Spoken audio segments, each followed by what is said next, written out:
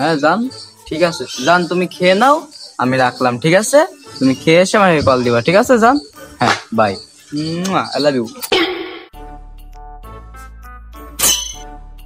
বন্ধু বস, সারা জীবন তো মোবাইলই প্রেম করেই গেলি, তোর গার্লফ্রেন্ড তোর কেরম ভালোবাসে, আজকে তার একটা পরীক্ষা হয়ে যায়। ঠিক আছে, দে নাম্বারটা দে।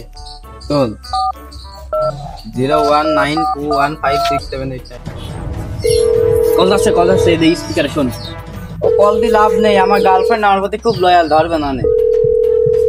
আমার সাথে কাজ করতে চাইলে আমাকে সরাসরি কল না দিয়ে আমার দালালের সঙ্গে যোগাযোগ করুন। তোমার পাতে খুব লয়াল, কতটা ধার্মিক হলি পারে একটা মেয়ে মানুষ দালালের কথা বলতে পারে। হলো ছলো